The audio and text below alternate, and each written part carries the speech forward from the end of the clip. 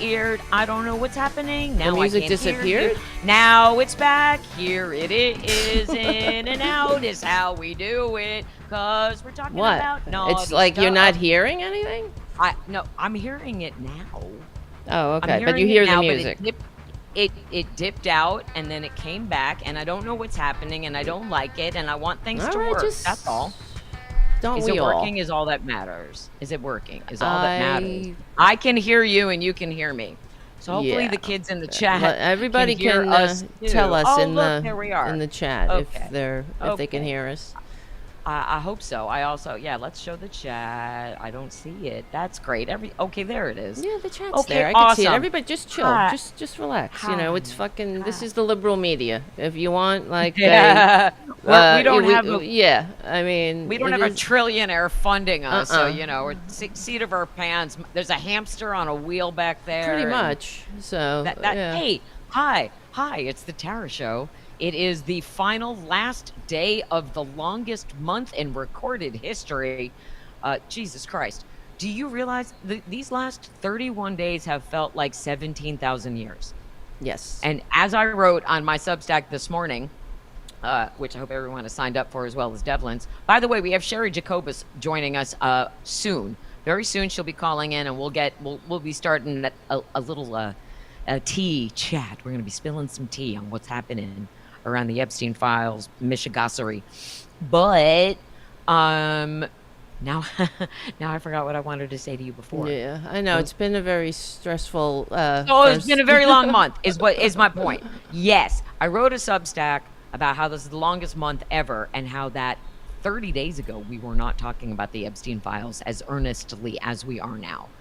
Even though, June 5th was when they broke up, when Elon and Donald broke up, and he released those tweets about how I helped him cheat and wouldn't be there without me. And also he's all over the Epstein files. Have a nice day. And then people were like, wait, what? And for like a minute, people talked about it, and then he was successful at distracting people. And then it all came roaring back just 3 weeks ago on July 7th, when Pam Bondi was like, no, there's not an Epstein list. Move along. Nothing to see here. It was only 3 weeks ago today that we had E.G. and Carol on the show. Yeah, Only wow. 3 weeks. To give you some perspective on how glacially paced this month has been, because it's been so front-loaded with so much, and so much has happened, and so many things have been said. All that we started back then with "there's no Epstein files" to he stole her from me. Oh, that's I know. where we are now. I don't know if that's the where- play you want to go with, Trader Not Trump. It's really. just crazy. He Not stole really. her. An underage girl stole her from the spa, the greatest No. spa ever. What? No. Oh my God! And all of it, not Where just do we her, but live? then I told him not to do it again, and then he did it again, which means he took more girls from Mar-a-Lago. But who this? It just goes to show us their mentality too. These people don't belong to you. These are human beings. They can go where the fuck they want. You know? His brain is overcooked noodle pudding. He has no idea what he's saying. He can't remember anything. He tells other people's stories claiming they're his. Like that whole Unabomber thing. Oh, that was God. Epstein's story. Oh, my Epstein's God. uncle Wow, that's or somebody. crazy. Really? And that was a lie. Epstein's uncle didn't teach the Unabomber either. So I don't know how the Unabomber comes into Something this with at all. the But what I do Unabomber. know, something I do nuts. know is that they will do anything to distract from the Epstein files. And it's so blatant and ridiculous. And we've seen multiple attempts at distractions, from Tulsi Gabbard and her bullshit Obama discovery to yesterday. Kash Patel is like, we found burn bags filled with stuff. I don't even know what that's supposed to mean, with stuff pertaining. Oh, he said we to found the- to burn the- bags. Yeah, What? I don't know what that means, and I don't know what. Yeah, The only thing you found. Shut the fuck up. All you found, Kash Patel, you little glory hole, is Donald Trump's name all over the Epstein files. Stop it. Stop it. What he And then we found have- was a storage closet. That's what he found. He was on. Where was he? It Why? was. Yeah, he was on. Why was he looking? Yeah, he What was you doing on in the closet, Cash? Right, What but you he doing? was. He's just making shit up. He was on that's all Joe they do. Rogan saying we found a whole closet filled with hard drives. Yeah, you found a fucking storage closet. You goddamn dweeb. He was for a place to get some from his grinder date. Hold on, Cheri. I don't know. Oh, Cheri's with us. Hooray. Yes. All right, everybody. In a second, she'll be here. In a second, she's here. She's coming in. She's in the green room. Here?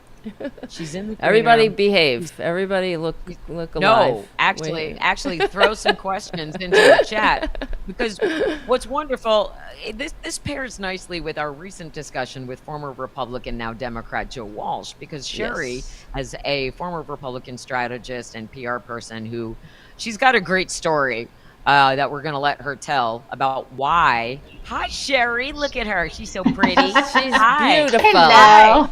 Sorry, I used the wrong radiant. picture of you. I just have to Yes, apologize. that's not Wait, Kimberly you Johnson. used- That's Cheri Jacobus. Yeah, you used Kimberly Johnson's picture, and she It and I came are very up. good friends. It came Yeah. up. Well, I thought it was a very she nice was- picture of you, honestly. She was on I was my like, that's not- podcast. Oh, really? She was on my podcast I a few told you. weeks I ago. That's why it was there. So yeah. an By the way, honest there's mistake. thunder and lightning Yes. happening. Are you? Where are you? You're in New York? Because I am too. I'm in DC. Oh, no, okay. I'm in DC.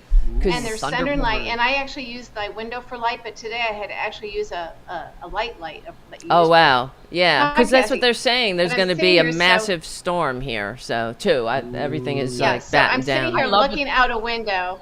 My Mhm. desk Yeah. is at a window, and I'm hearing the thunder. So I can hear it too. It's pretty. That's awesome, though. loud. Yes. We don't really get thunderstorms out here in the Pacific Northwest very often. And like, if you ever watch a movie and it's in Seattle or Grey's Anatomy and they're in Seattle and it's like crashing thunder and lightning, it's like, no, it's more like flash, and then it never comes back because there's basically almost no humidity for any cool air to clash with.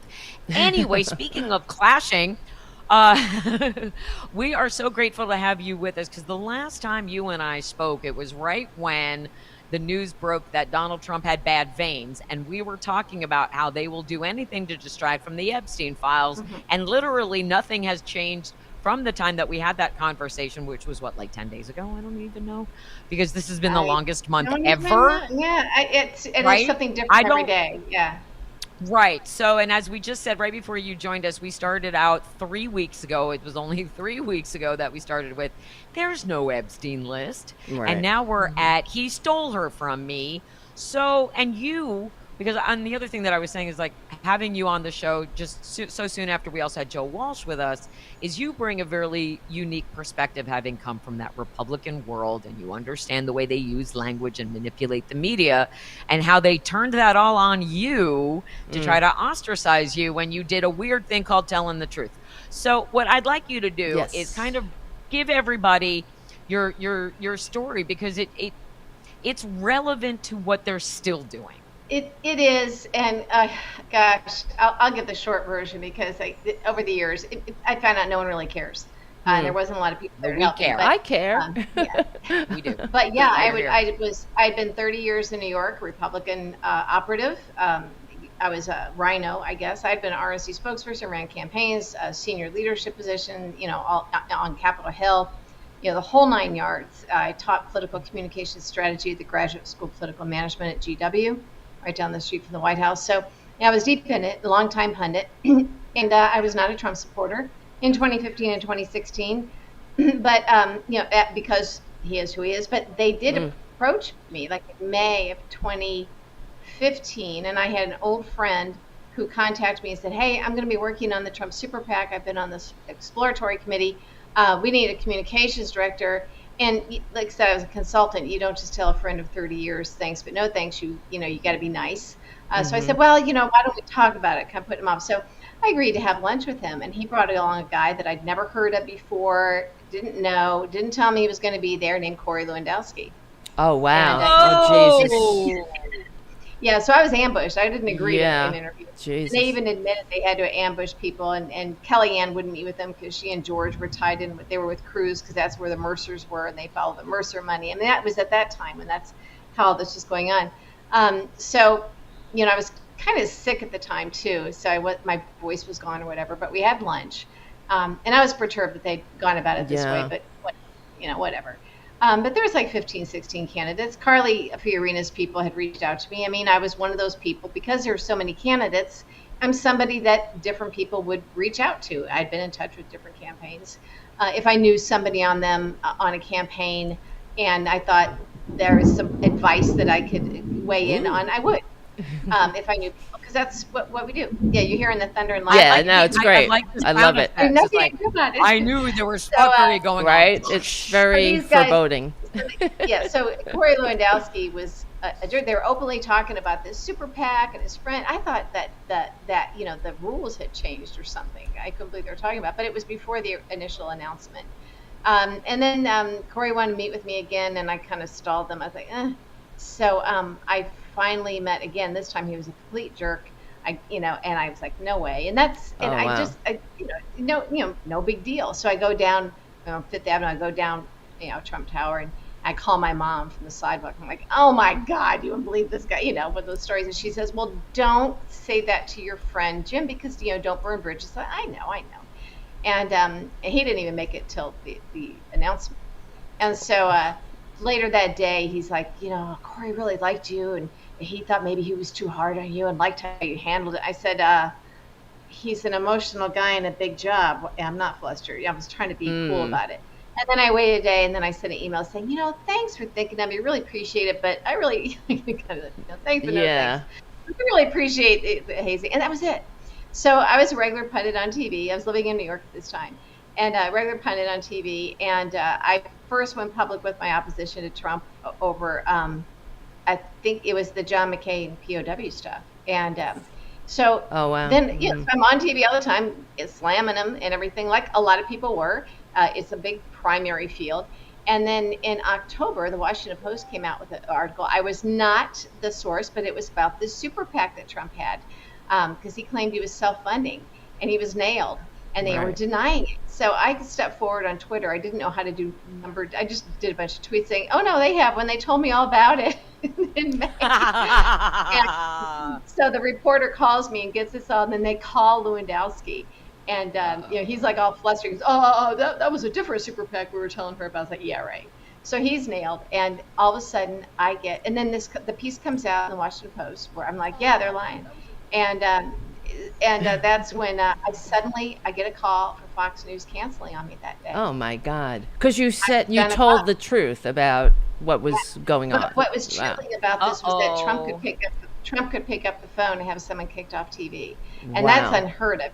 If a campaign does that, it's like, yeah, there's a price to pay. That was chilling to me. And then there was catfishing that started about me, but we found out later it started on that day, and that's where he had someone pretending to be a lawyer with privileges in the UK and the US, representing donors who's had a spouse in the US so they could contribute, but they wanted me to help them to make sure that Trump didn't win the primary. They wanted Carly Fiorina or something. And it was all fake. It was all just somebody getting a name we haven't heard in a while. Yeah, I was being catfished. Jeez. Fast forward, now we go into January. I say something on TV and CNN, and of course Jeff Zucker, Trump's little buddy, he had greenlit The Apprentice for Trump when he was head of entertainment at NBC. So he would brag about being Trump's personal booker. So the same thing. Trump picked up the phone, gets me banned from TV because I said things about him he didn't like, and that's when he then called in. He had Corey Lewandowski call into Morning Joe and defame me. Oh, she begged us for a job and we turned her down. Oh, so she went. God. Oh, of course. And then Trump starts tweeting it. At the time, I couldn't compete with that. And then he did it again. He gets a letter, a cease and desist from my lawyer, and then does it again. Right. And I'm kicked off TV. And so I knew I was off the TV. He had done this. But we're threatening to sue. So Don McGahn, who ironically had been an FEC commissioner, Federal Election Commission commissioner, helping him cover up a super PAC that I think Don did the paperwork for. So Don's calling my lawyer saying, how can we, let's calm this down. How can we calm this down? My lawyer said, we're not looking for money, but we want those tweets down. We want an apology. Well, we weren't going to get an apology. And so there's this NDA. I still have the copy. And then and I was going to sign, and then I realized, you know what? I'm off TV one way or another, and I don't want to enter into a legal agreement where Donald Trump has any control over where you can't talk and tell your story. I pull out at the last minute, and Don McGahn is like having a cow. Oh, we thought we had a deal, all that kind of stuff. So I end up, filing a lawsuit, but Trump owns all of the lawyers. You can buy a lawyer, he owns the judges. What a nightmare. And then he. So now Politico is doing a big piece on the catfishing, and at the time, in that period of time when they were writing the piece, and they had to call the Trump campaign for a comment, and then the thing was being published. But during that time, before that's not us. She froze. She froze. Oh, okay. You froze for a second. Catfishing, I've been back. So I'm sorry. No, it's probably the storm. Yeah. Probably the storm. Yeah. So now Preet Bharara had been looking at the catfishing. I found out who the guy was. I worked with them, but the FBI is on this. Well, they're like, we don't really have a federal crime yet. Once the hacking took place, they're like, now we have a federal crime, and launched an investigation. Long story short, once Trump gets into office, and J.D. Gordon and Michael Caputo, they twice tried to get me fired at USA Today. Succeeded the second time. Jesus Christ. I had two families in ICU, continent apart. One didn't know about I'm going through all this stuff. J.D. Gordon was able then to, once Trump got into office, and J.D. Gordon caught wind because there were 3 data points pointing to, that I knew about, pointing to the hacking, that Trump people did the hacking. And it was all about Ukraine. And I'd written about J.D. Gordon's role in the platform committee, the platform language, the RNC convention. So that's when he calls his right-wing buddy at USA Today, who, by the way, later I did get fired. I got him fired for what he did. Long story, but this is how these guys play. But they were able then, because Jeff Sessions was AG, and JD had. Oh my God, there's another name we haven't heard in a while. The investigation goes away, and I thought we were close to indictments. I mean, FBI was hauling me back up to New York because I was back in Maryland. My dad was sick, and plus I'd been threatened in New York. I got a late night call the night when they would have realized that I was on to them about the catfishing. I get a late night call. Trump has guys in Queens who might be on their way over to harm you. My and I was God. on the Upper West Side. This dirtbag, this effing so dirtbag just pisses me off. My dad was real sick, and my dad is saying, don't tell your mom this stuff. It's getting her upset. And then my mom was saying, don't tell your dad. Anyway, it was decided that if I just get out of New York. And I kind of got stuck there. It's incredible. Pandemic and cancer, and then my mom passed this last September. So I finally just now moved back to DC like 9 years later. But that I gave you the very, very short version. Right. We've got a lot of details. It's something that's painful to talk about. There's so many details, and people really weren't interested. I don't get that at all. Considering he's doing he's never changed, and they still do that. Joe Scarborough wouldn't let me on his show to defend myself. And really? I know Joe. He was a freshman member of Congress.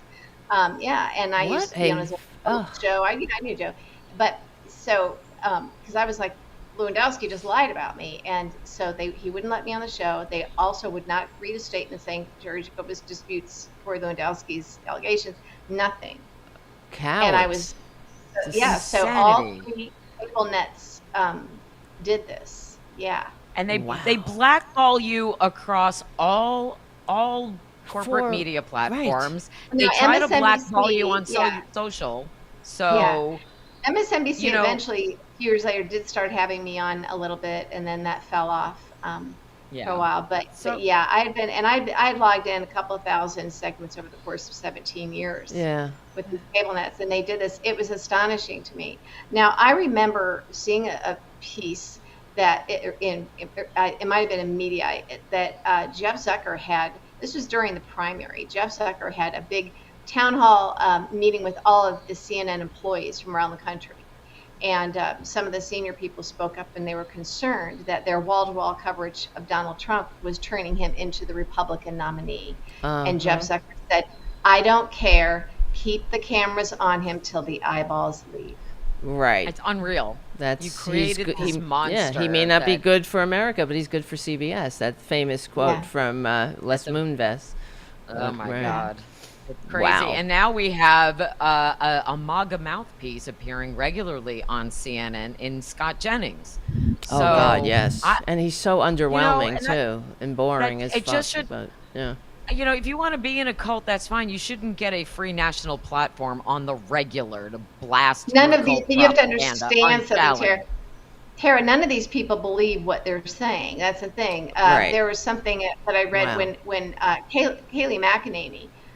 She had no political experience. Somehow got on TV, but she was on CNN, and they told her, she said something, I guess, that sounded like a defense of Trump, and so they told her, look, because they were having a hard time getting legitimate Republicans to go on TV to speak up for Trump. This was in the primary when we had 15, 16 Republicans running. Right. And they really wanted, they really wanted to push this because he was great for ratings, cheap ratings. So they told her that if she did more of that, she'd get more airtime. So all of a sudden, she becomes a Trump person. So she's like this the worst. She's next to like David Gergen and Paul Begala. This chick had zero political experience. She's 27 years old. I mean, it's crazy. And then she went to the RNC and then the campaign, and then she ends up as White House press secretary. And as you know, Incredible. Trump hires people in these positions for which they were wholly unqualified, positions for which they couldn't get within a mile of in any other administration. But that way, that's how you get personal loyalty. That and getting people to commit crimes for you, because once they commit a crime for you and then you cover for them, then you own them and they'll keep committing crimes. And Kellyanne Conway was the same way. She doesn't believe half what comes out of her mouth. She was against Trump, and then she was for the Conways were against Trump, then they were for Trump, and then then he was against. They were with him and knew him and flew around the plane with him, including George. Then they were against him, and then they were for him, and then then George went for 2 jobs in the Trump administration, which he didn't get, and got out the first time. So then when it leaked the second time that he was up for a second job, he pulled his name out. So then he was against him. So a lot of these people, Ari Fleischer did the same thing. He was back and forth depending on which network was paying him. So it's the establishment Republicans never believed it. So anytime you see somebody who's an established Republican who's in Trump world is speaking for him, they don't believe any of it. They're not part of the cult. They're doing it because they know which side their bread is buttered on. Right. And that's the name of the game. And that's so disappointing, isn't it? It's so unpatriotic, really, because they know what he crass, is. Yeah. Well, I think we call them political whores. Right. Whores. No, you could say anything, really. Go for it. Yeah. Now, I will say that over time now, and in the second administration, you have more and more of these, Project 2025 true believer types, and a lot of the establishment people that went along with MAGA, because they were saying to me in the summer of 2016, they're like, they had to fall in line, because I remember. Sean Spicer is at the RNC, and I remember getting a call from him one morning. I think I let it go to voicemail, and he was begging me to shut up about something, because there was a dispute between him and a reporter about something he allegedly had said to RNC people, like, hey, Trump's going to be the nominee, you better quit now if you can't support him. And so I was talking about that, and Sean's coming after me, and I was like, I forget who the reporter was at the New York Times. Like, I'm sorry, but you don't tell me I'm not going to play this game. So they were all trying to silence me, but I had other people at the time, Republicans that I'd been friends and colleagues with for years, and none of these people supported Trump until he became the nominee. He rose out, through the whole Putin stuff and all this other weird stuff that we now know about, but establishment Washington, no. But they thought he was going to lose the general election. So after the convention, like, well, we better coalesce around him, and like, come on, Cheri, he's going to lose, and we're all going to come back together. And I was like, but I had already left the party the day after they nominated him. I'm like, I'm not playing this game. I never wanted to sit at a table in a strategy meeting with any of these people again. If they were willing to sell out, even to pretend to support him after the convention, And then some of them did hold out until he won, and then boom, they got in line because they wanted to preserve their position as a cog in the wheel, their lobbying gigs, their TV gigs, Jesus Christ. Their monthly, Republican Women's Club, the Trust Fund and Pearls, the West Scarf shall I wear to the podium set, out in Loudoun County, Virginia, or something. That's so sweet APAC money. They all wanted that too. So it was just at every level. They all just fell in line, and Kellyanne had never worked in the office of any kind of an elected official. She was a pollster and a TV pundit. Right. So for her to end up as White House counselor, I know. I mean, she clearly didn't know about the Hatch Act or how to maneuver it. She clearly didn't know how to behave and act and sit on a sofa or dress. None of them do. And so, but again, she went full MAGA because it was for her career. She used to be a pundit, then kind of died down for a number of years, and all of a sudden, Kellyanne's the big deal again when she had kind of disappeared. So everybody, all these people that I used to know and work with, they sold out. None of them believed any of this. And that's why we heard, was it Senator Mark Warner, one of the Democratic senators recently said, I wish all these Republican senators who privately say, keep doing what you're doing, go after Trump, I wish they would go public on their own. Such cowards. That's a good point, because we can see what they're doing, and this cover up is so blatant, and they're doing such a bad job at it, right? I mean, it's like you're trying to cover it up, but it's like you're with the Epstein thing, it's like you're trying to cover it up with like saran wrap, like we're not going to see through it or whatever. And you have Mark Wayne Mullen on the Senate floor being like, we just know to give him coverage.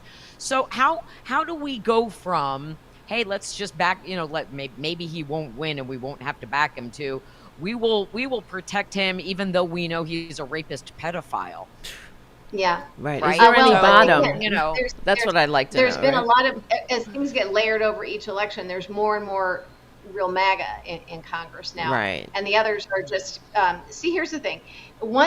This was the one issue, child rape is the one issue that, and the whole Epstein thing is an issue that his base was not copacetic with. I think he is changing that, however. And so once you start chipping away at the MAGA base, even if it's just in the margins. So the close elections are won or lost in the margins. That's where you spend all of your money and your effort, in the final 3 weeks of a campaign. I've run campaigns. I know this stuff. So, it's easy to get all of us or all the people on the other side. We know where they are. It's those people that hold out to the last minute or who aren't paying attention, the margins. So, but if you can get some of the MAGA in the margins, then that's a big deal. And we never thought any of those people could budge. The Epstein list stuff looked like it could, which is why they're covering it up. It's the biggest cover-up in history. I just did one of my YouTube videos on it. My YouTube channel, by the way, is Politics with Cheri Jacobus, same as my Patreon podcast. So I did this on this letter, this February letter that Bondi sent to Kash Patel at FBI. Now, Bondi, remember, she wasn't the first pick. It was Matt Gaetz, fellow pedophile. To Trump. Yeah. Only the best people. The best people.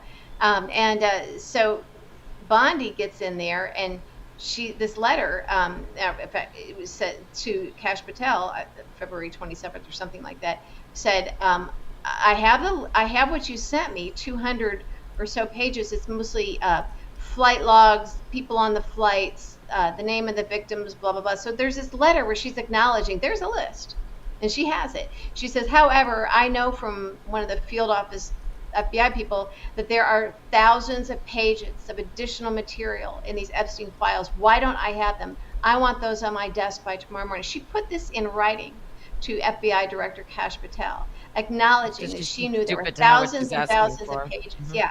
So they're just saying these don't exist. And they know that they're daring anybody in the Republican Party to stand up to them.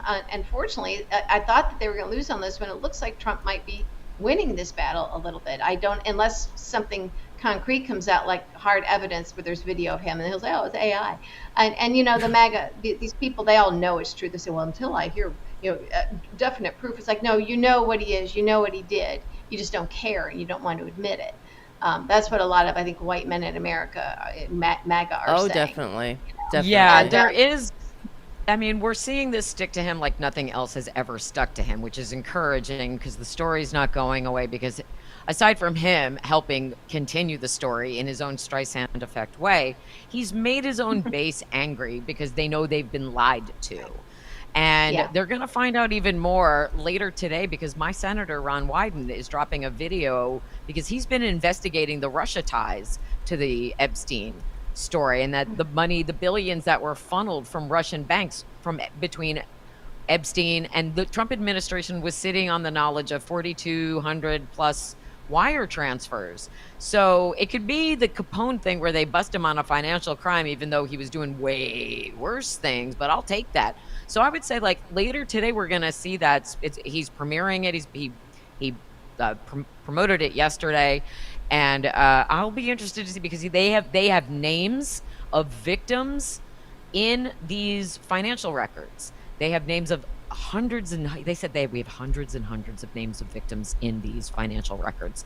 He does say Epstein, he does say Maxwell, he didn't say Trump specifically, but I bet he's holding on to that, because if Trump wasn't in there, I don't think they'd be making such a big deal out of it. So let's just say, for shits and giggles, we know, yes, but I mean, like in the tease, it was I got this and I got that. Pam Bondi told Trump in May. Bondi told Trump in May, your name is all over that stuff. And that's why they all have it. They all of a sudden were like, what list? There's no list. And the list that she wrote about to that was on her desk. Yeah. I mean, she wrote him a letter. I was reading the letter today. Yeah. She had the 200. She had the 200 pages on her desk, but she knows there's thousands more, which had more big juicier stuff. And she was told this by a field office person. This is all in her letter to Kash Patel. So is it credible? No, we know it's a cover-up. The problem is Trump has gotten away with this stuff and no one cares. No one can do anything about it, except Republicans. And the Republicans aren't going to do anything about it unless and until they know that they're in trouble back home for re-election. And that's where I don't know if Democrats really have their act together, and the media certainly doesn't. I know. But once and Rupert Murdoch owns Wall Street Journal, and good for them for reporting this stuff, but what about Fox? Which he also owns. They're helping the cover-up. That's what they're doing. So here's when they would stop. If this gets to the right part of his base, and it starts eroding his base, and nothing has been able to erode it except this around the edges.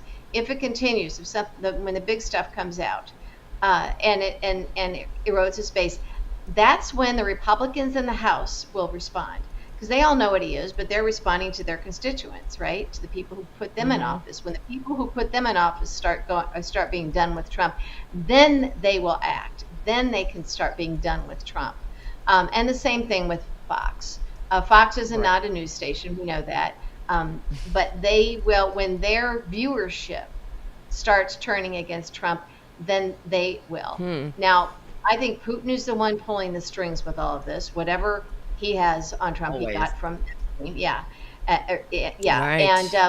And I've said this before. The reason all this happened, remember, this Epstein stuff only reared its ugly head again because Elon Musk brought it up. Now, why did Elon Musk bring it up? He said Trump's in the file because I've said this in a few venues. They're firing Trump, and why are they firing Trump? Well, Putin installed Trump for one reason and one reason only, and that was Ukraine.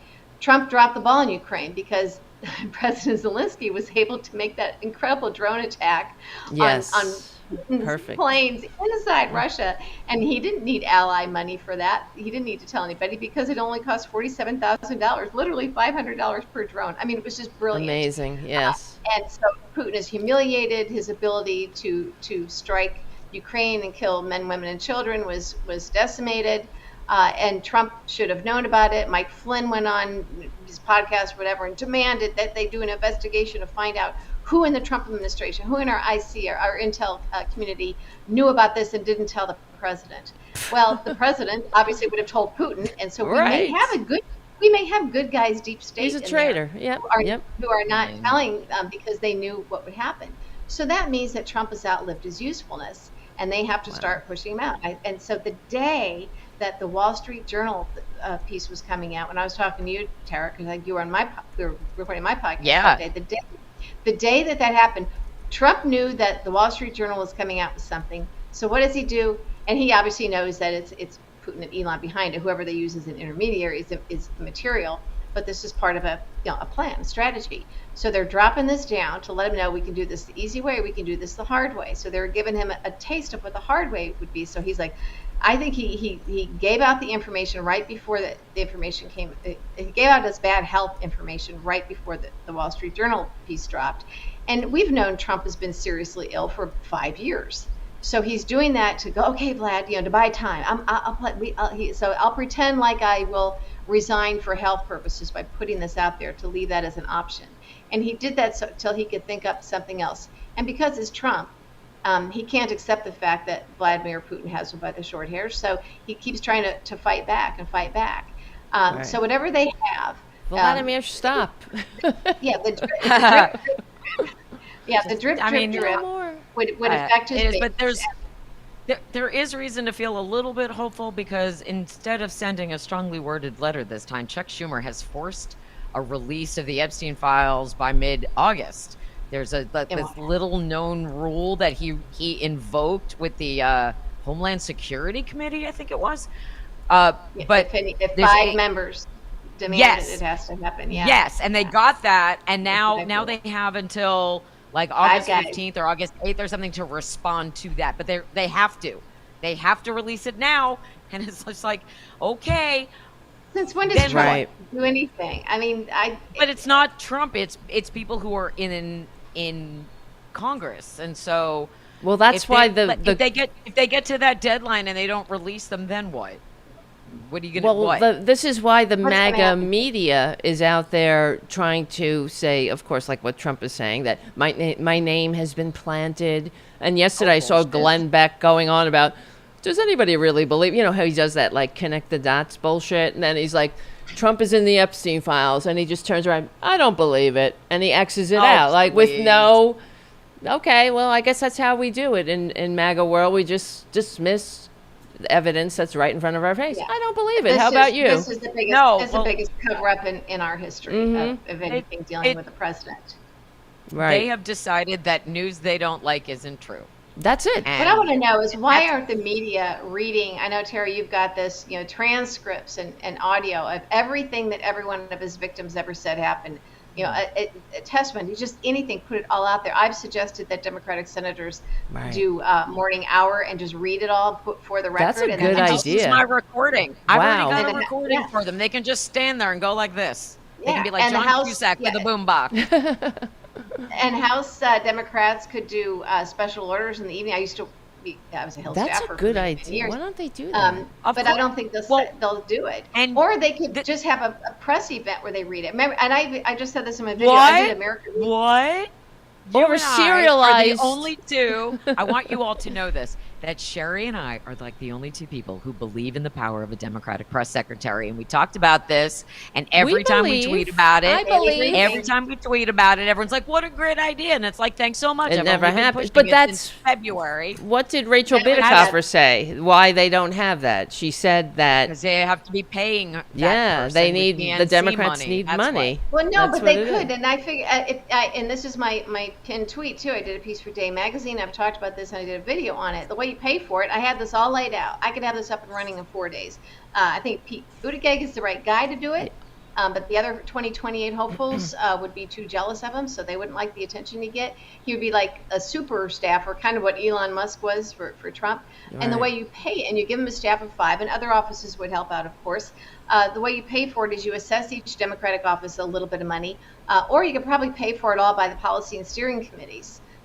So there are ways to do it. It's not that expensive. You can also get a room. If the policy and steering committees could get a permanent room in the Capitol, or some senator could give up their hideaway room, and that way you have a permanent press. It should be on par with the White House press briefing as much as possible. And you bring in the shadow cabinet that Ken Martin talked about that we haven't heard about ever again. And they could do like the deeper dive into some of this stuff. And then this person wouldn't be a press secretary. They'd be in any meeting that they need to be in. And Schumer could still do his weekly, about the schedule, and Hakeem Jeffries could do theirs. But this would be the Democrats. You can't do it at the DNC because it's a little bit of a hike, and the press won't go there. The House and Senate press galleries are full of all the media, all the press. That's their job. So it has to be part of their congressional beat. If you move it to the DNC, it's not the congressional beat. Also, a lot of these media outlets have been kicked out of the White House press briefing room.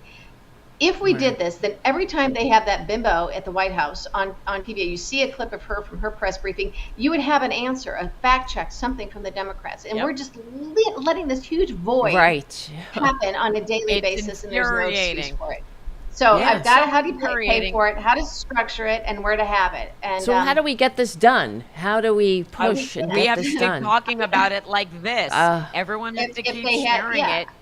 The issue is that I think Schumer's probably doesn't. I think his ego won't allow. He's ridiculous. He's just the worst. He has other things to be focused on. It needs to be someone who's not a sitting member of Congress, so they have the time to not just be out there every day, but they can sit and research. Full-time job. Here are the stats. It is a full-time job. It's not. And it should never fall to someone who's Yeah. already busy trying to, salvage what's left of our democracy. So it's, that is a hugely important part of getting the truth out there. And we just have to Get continue in the to same push news for it. cycle. You don't respond the And- next day. and- You have to be Right, in the same exactly. news cycle. And I think what we do is one piece of good advice that I took from my friend Hal Sparks when I was on his podcast on Monday was we have to be news bombing. One way to keep pushing back is because the way that the algorithms are dominated and they favor the right instead of us, particularly on Twitter. News bomb them. You see them tweeting about something that has nothing to do with Epstein, you bring it back to Epstein. Like Tommy Tuberville is out there doing some bullshit today. I don't even know what he's trying to distract with. And I went under there like, hey Tuberville, did you know Donald Trump raped little girls? Like that's what. We got to keep doing that and pushing over and over and over again until such time as they find, I don't know how many times, Cheri, you have tagged people from the DNC, but if I tag Ken Martin and Malcolm Kenyatta one more time, they're probably going to block me. And it's just, no, it's they all know it. get Mark the Cuban truth out at a yeah. time where we're being suppressed. Mark Cuban endorsed this idea, and he tagged and addressed Pete Buttigieg directly on Blue I know. Sky. I saw that. Said, hey, I saw that. And he attached Great my, idea. what I put, and I think Maybe Mark Cuban could pay for it. Well, what was the response? It's not about paying for it. You have to Crickets. keep it under the congressional Well, you have to umbrella. have It has the to be some will. author- Right. Yeah. Yeah. And it has to have the authority, and and Maybe it so should be he you, can't do Cheri. anything about it until he gets the call from these guys. I'd do it. I'd love to go work for them. I could at least put it together. I know you hire would, these- and and would be I just laid out. uniquely good people at do it. congressional offices share employees all the time. They could assess the committees or the leadership or each individual office. It would be nothing. It would cost very little to have Right. this person and a staff of 5. And that all of the congressional offices, the Senate offices, would be weighing in and giving them stuff. So this is doable, and I know it, and I know how to do this stuff because this is what I did for so many years and worked in Capitol in these senior positions. I know how to get this done. You should do it. I know you do. And I know how to pay for it, and I know you do. Again, you get Pete on And a the plane. other- I could have this done. I could have this up and running in less than a week. I mean, it kills me that it would be that simple. Yeah. And then the other thing is someone like you specifically, when the right-wing press decides to try it with you, you'd be like, come on now, I know how you guys operate. I'm going to shut you down immediately. And so I would advocate for that because you're someone who's already established trust from the left. Like, we trust you. You're here with us. We know your heart is in the right place and that you're invested in salvaging I'd love to democracy be part of the and team. the truth. Yeah, how can It is a we team effort. make that happen? How could we help get this done? That's what I'm really trying to. Call Who's bomb? Schumer and Jeffrey's office. Okay. I mean, That have is- everybody yeah. demand it. Yeah. It was after there I was this can't do it. outcry because people were demanding it, and it was shortly after that Ken Martin, the DNC chair, said they're going to be having a people's cabinet, like a shadow let's cabinet. get to it. They Oh did a well, the good- people. they- Yeah, well, that's a good idea. And I Yeah. think that was in And direct you're- response to this idea that was going viral, and then it never happened. Yeah, and you're Jeez. already And in Washington. You can just stroll on over. They don't even have to pay for your moving expenses. You're already there. Right. So I'm just encouraging know. everyone in the chat to not just we've us, got a lot but of people in to the chat today. do this as well. But we have to and fact check tag Trump and tag on a and daily tag. basis. Mhm. I mean, Yeah. the way you control the agenda is to, we have to control the agenda instead of just reacting all the time to Trump. And the fact checking is not breaking through. But we're not even Right. providing content. And so they're Right. just taking up all of the airwaves and all of the time. And people say, Right, the press wouldn't exactly. cover it anyway. It's like, yes, they would. I guarantee you. If you Yeah. build it, they will come. I can guarantee you the Yeah. press would cover it. Of Right. course And it they would would. be They would, the press on Capitol Hill. and it and all would they have to be do is put a cameras, major permanent cameras. draw. It I've would be a done, major I mean, draw. over the years, I've done a million press conferences all over Capitol Hill. I mean, that's what I did for a decade. That was my job. Right, And I've and run you'd be great campaigns. at And it. I know how to, I want. and and so this person, I'm motivated. when you look at how bad this Carolyn Levitt person is, it's Oh, been she's like, God. the Live worst. it. Why is she always Live it. yelling? Can you imagine Oh, having somebody like Mayor Pete as the forget it. opposite. I mean, he would. I mean, And he would dominate all the nightly news, which a lot of older people who are MAGA still watch that, and sometimes these people are not getting accurate information. They're not on Twitter. They're not. Some of them are on Facebook for cat videos, but there's a certain demographic that we need to reach that we're not looking at. They don't know. America is not on social. The bulk of America, I don't know where they get their news from, but. Yeah, well, when Tucker Carlson, when he got booted from Fox, and so he started as his own, he was going to be on X, right? He was going to be on Twitter. I remember. And I'm thinking of, my dad, as old as my dad is, and he's a Fox News guy. And he's a little bit online, like Lucian and Drudge and stuff like that. But I could see my dad. I mean, old guys like with their clicker of the TV. Where's that Twitter station so I can find it? So Tucker lost a huge swath of his audience, but he gained a different type, a creepier, hardcore. That's his. He got even worse when he left Fox because the audience he had access to was, a little different. So it's important to know your audience and who you're targeting. But if Democrats are not even providing anything, any content that's on par with what Trump is providing to fight against him, we're just letting them have it all. We're giving them the airways. We're giving them the nightly news. And we have some senators that are excellent communicators that I think support this idea, and they're out there doing it on their own, but it has to be done officially under the auspices. It has to be coordinated. It has to be congressional function. I think we'll keep pushing. We got to keep pushing. You know what I also wanted to ask you, we're in concert with all of this and the way they want to control the message and control the news. We saw what happened to Stephen Colbert and the threats to Jimmy Kimmel, to Jimmy Fallon, to anybody who dare say anything. It happened to me on a smaller level. Yeah. Right. It happened to me on It happened to me on this level when Trump blocked me almost 10 years ago, because the second you say something truthful, he'll either attack you or make sure that you're dead to him. So, but what they're going to do at CBS specifically, we're watching universities bow to him, or we're watching legitimate news networks bow to him and give him money and say, we're not going to do this, we're not going to do that. And now the news is saying, Brendan Carr is going to take that stick up his ass and use it to give somebody a job at CBS to decide what is okay to be broadcast and what is not okay to be broadcast at CBS specifically. It's the bias monitor. It's actually a bias monitor in the FCC. That's what they're doing. It's not officially called a bias monitor, but that's what it is. That's what it is. Exactly. Yeah. It's How just do we so fight out of Authoritarian playbook. And this was incredible. This was the thing that I was most scared about. That's what this press briefing would do. Yeah, the press briefing that we're talking about, Tara, would do exactly that, because even if you do a he said, she said thing, and the media is great at that, because when there's a lot of content out there and reporters don't want to fact check on their own, they just report. They don't look out the window to see if it's raining. They'll say this person says it's raining, this person says it's not.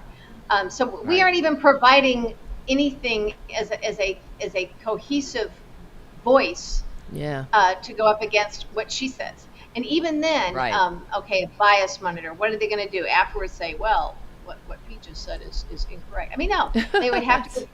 We're not even attempting to let them do equal time, because we're not offering them anything that is equal to a White House press briefing daily, fact checking, own the time, take it, own it. Do something with it, and we are just ceding the entire space to men. Yeah, and that's the problem with this. It's really troubling. Because, for example, when Chuck Schumer talked about his strongly worded email, what I pointed out was that he didn't even have the the awareness to release the email. We didn't even see what was in it. He was like, "Oh well, I just sent a strongly worded letter or email or whatever." But we didn't get to see it either. So they're not they're just not telling a story that people need to hear. I think it's on purpose with him. I think he's a longtime New Yorker. Our friend Don Winslow months ago put up some photograph of a very young Chuck Schumer when he was like assemblyman or something, on his way heading into a birthday party for Roy Cohn. Oh, geez. Yeah. So, wow. So when you look at how long, Chuck Schumer, New York, Trump, I mean, that alone, I don't think we should have New Yorkers as our leaders. Jeez. Because it's a little frustrating, isn't it? And everything is tainted by Trump. This is an interesting moment, because I want it's hard for me. Like, I want to be supportive of our party, and I want to, shine a light whenever they do something good and they step up and they do something that to promote strength and unity within the party. And then they turn around and do something that's so unbelievable that I don't understand it. And it's like, we watched them push back against the Trump nominees like Emil Bove, and we watched them we're watching them push back against the Epstein files. And then yesterday we watched a bunch of Democrats not stand with Bernie Sanders' resolution to keep arming we should not be arming Israel anymore. I mean, I think it's pretty basic at this point. Like, if you're like, what are you doing? And it's disheartening to watch Democrats do that, because you're supposed to be obstructing whatever this administration is doing. That's what they did to us. Why aren't you doing it to them? What is the messaging that we can be giving them to say, hey, you're not representing us correctly when you continue to vote with them? That's why we need a Democratic press secretary, so you make people understand what it is you're voting for when you vote with them. Well, and a Democratic, what would we call them, senior counselor or whatever. Well, whatever. You don't want to be press secretary with somebody that's got a lot of gravitas. But there'll be some issues they couldn't touch if they can't speak for the whole party. So there have to be some finessing with that. But these senators are responding to folks back home. You have to understand that. Right. And but I don't know if they're doing a very good job of selling it all back home. So I don't really have an answer for that. I mean, I've worked as communications director for a committee and different entities where not everybody on the committee agrees, or what the authorizing committee, which creates the budget, and then down the road later in the year or the next year, the appropriations committee comes in and undoes what you've just done. And I remember the appropriations committee person coming to me saying, we're really getting hit on this. Can you help us? I'm like, well, we're the authorizing committee, and we did something different. So when the authorizers and the appropriators aren't on the same page, you can't really speak on every issue with a singular voice. Is what I'm saying. Right. I want to. We're coming up on the end of the show, and I hope you can't hear the leaf blower jerk outside of my apartment. 8 minutes. So. Yeah. But I wanted to read a quote from Terry Moran. Terry Moran was fired from ABC News for having the audacity to report truthfully on Stephen Miller and Donald Trump's relationship, and how Stephen Miller is a terrible human being, and like in his own words. Now he's on Substack, like most people are on Substack, and a lot of people who have lost their jobs in the mainstream media have taken their audiences to Substack and are finding a lot of success there. And he wrote his most recent Substack. It's just a whole quote that I shared as a note. The federal government has no business dictating the editorial content of news coverage. This isn't Viktor Orban's Hungary, or the Law and Justice Party's Poland, or Putin's Russia in the late 1990s, when free voices critical of the Kremlin could still be heard before he crushed them. That's where we are right now. So where do we go next, Cheri? Where do we go next? Well, if we can't get our own Democratic leaders to listen to us on things that are so basic, like a daily press briefing, or some of the tactics that I've come up with. I mean, the messaging is there. It's just putting out the information. It's not even like we have to message the stuff. The Epstein stuff is a big deal. It's possible they're waiting for something else to come out that's even worse. If the people who understand the rhythm of this and understand that it's Elon and Putin doing it, it is to put Vance in. So some people just don't want to get dirty, like if you're getting the shit beat out of you on the street, they're going to step aside so as not to get splattered with blood. I mean, that's how I felt. 2015, 2016, and even sometime after that, Yep. I was the canary in the coal mine. Everything that's happening now to the country and to the world, they did to me first. Now they're doing it on a larger scale. And I hate to say it, but I was right about everything. No, I mean, I feel you. So it's really frustrating. You said, what can we do? I think we got to stick with the Epstein stuff hard. On my YouTube video, I even said to people, I said, look, we don't have a national media or any big leaders who are doing this for us. Merrick Garland could have dealt with all this, and he didn't. Oh, God, I don't help think us.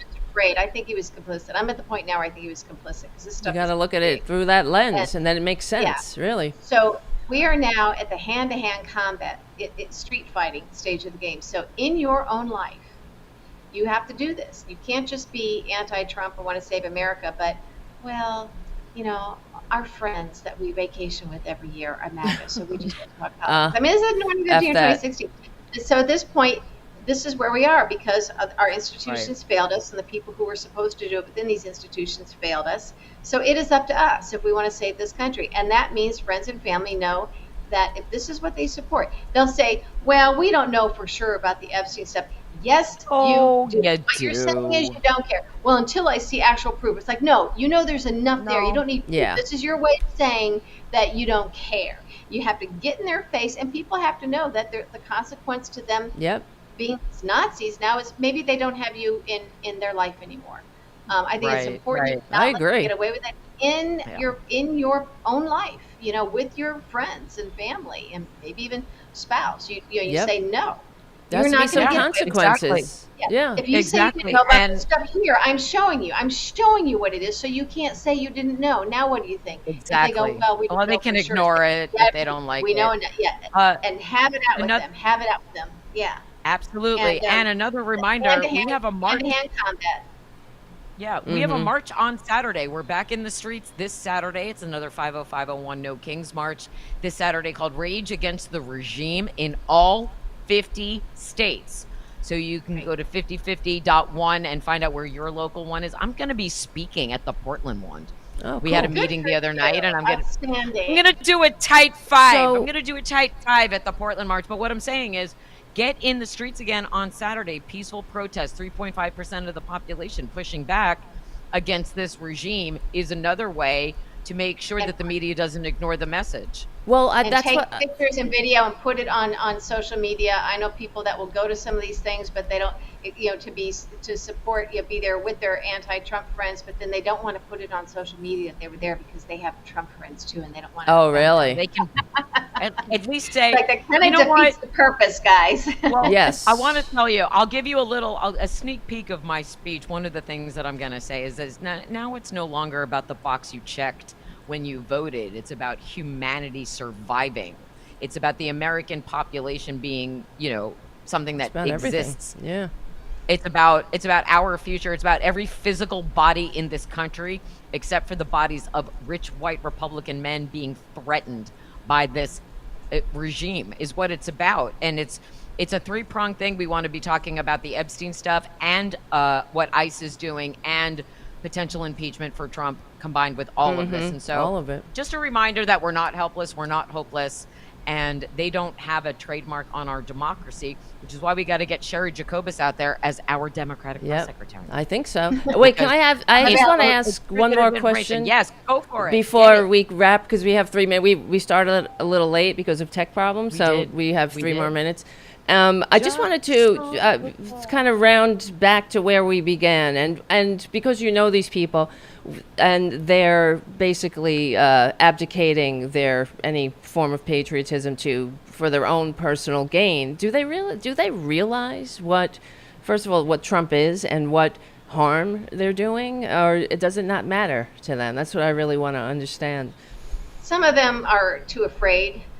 Some of them it's mostly they're getting something out of it, so they rationalize it. I was shocked that Newt Gingrich went MAGA, to be honest with you. Newt is smart, really smart. And I used to like Newt because Newt hired women in senior level positions, not because he wanted to promote women, but because he's a strategist. He's thinking, why the hell would I cut off 50% of the population to be the smartest people in the room? Because he did like to hire smart people. So for him, it would just be logical. Well, I'm not going to not have this smart person just because of their gender, because then I'm missing out on the smart people. So I will say that about him. I think for Newt, it's money, it's TV. He could have done better without it. But I think, his wife is getting these big gigs. Wow. So it's really selfishness. Mostly. Oh my God, he's the worst. Remember when he cheated on the wife with cancer? Yeah. Right. Everybody gets bought off. Everybody has a price, and Trump knows it. Everybody has a price, and Trump knows it. And he's been doing this his whole life. This is how the Roman Republic fell. And it reminds me of Cicero initially writing how he was sick of the young Caesars, and then months later was writing in praise of the young Caesar. So it's correct. Hey, Cheri, it's human nature. tell everybody where they can find you on all of the socials and whatnot, and how they can best support you. I am on Twitter at Cheri Jacobus, Blue Sky at Cheri Jacobus, on some of the other ones. I do YouTube. If you can find my YouTube channel, I'd really appreciate it if you tune in. It's Politics with Cheri Jacobus. Also, my podcast on Patreon called Politics with Cheri Jacobus. Nice. And I highly recommend it. I'm going to do Substack soon. I got to figure out how to do all this stuff. I know. You gotta get It's a there lot. because you It's gotta a lot. write And I just moved. And write I a just book. had granite countertops put in yesterday. And I was gonna ask, but we lovely. ran out of time. We'll just have to have you back Yes. and talk about redecorating and redistricting. Right. Because there's a lot of Okay. gerrymandering going on that we didn't even get Please, to that's today. right. We'll have you back. Thank you, Cheri. All right, Jacobus. Cheri. Everybody in the chat, Thanks. follow, Bye, guys. support, and buy my book.